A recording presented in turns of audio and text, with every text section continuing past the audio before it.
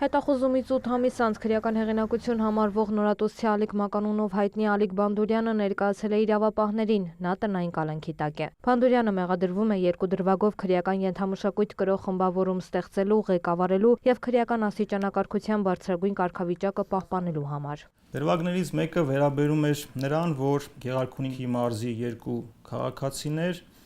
ունեին հողատարածքի հետ կապված մասնավոր վեճ եւ այդ վեճը լուծելու նպատակով նրանցից մեկը դիմել էր քրեական հեղինակությանը, ով ստանձնել էր որոշակի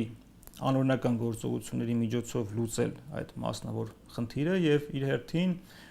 իր կողմից ղեկավարվող քրեական ենթամշակույթ կրող խմբավորման անդամներին տվել էր համապատասխան հանձնարարություններ։ Քննիչը նաեւ երկրորդ դրվագի մանրամասներն է ներկայացնում։ Երկրորդ դրվագը վերաբերում էր Հայաստանի Հանրապետության մի քաղաքացու Նոյեմբերյան համայնքից, ով ուներ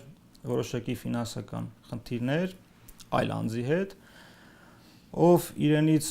սպառնալիքով փորձում էր խոշոր չափի գումարներ շորթել եւ այդ հարցը նույնպես լուծելու համար տվյալ անձը, այսինքն ենթադրյալ տուժողը միջնորդարված եղանակով դիմել էր քրեական հեղինակությանը,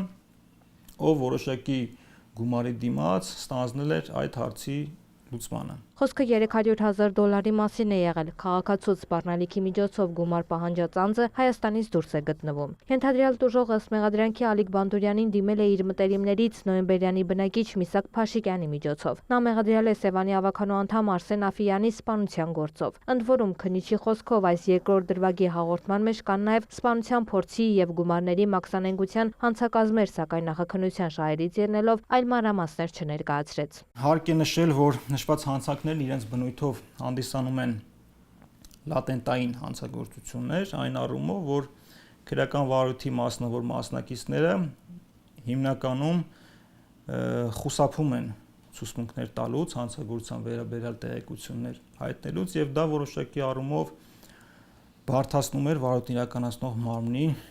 աշխատանքը հանցագործությունը բացահայտելու առումով։ Հենց այդ պատճառով էլ նախաքննական մարմինը իրականացրել է ենթադրյալ տուժողների վկաների նկատմամբ գաղտնիք հնչական գործողություններ, մասնավորապես թվային, այդ թվում հեռախոսային խոսակցությունների վերահսկում։ Վարույթն իրականացնող մարմինը հնարավորություն ունեցավ ձեռք բերելու ինչպես քրեական հեղինակություն ունեցող անձի կողմից, այնպես էլ քրեական ենթամշակույթ կրող խմբավորման անդամների կողմից նշված 2 դրված հանցագործությունների առնչության վերաբերյալ փաստեր։ Ալիկ Բանդուրյանը սակայն մեղադրանքը չի ընդունում, լուրերի հետ զրույցում ասաց նրա պաշտպաններից Կարեն Բատիկյանը։ Նշեց մեղադրանքն անհիմն է, իսկ մանրամասներն արդեն դատարանում կներկայացնեն։ Այսպիսով 6 անձի նկատմամբ հարուցվել է հանրային քրեական հետապնդում, 6-ից 2-ը, այդ թվում Բանդուրյանը տնային կալանքի տակ են, 2-ը կալանավորված են, 2-ի նկատմամբ խափանման միջոց ընտրված չէ։ Քրեական այս գործն արդեն դատարանում է։ Տաթև Խաչատրյան, Ժիրայր Հաբետյան, լուրեր։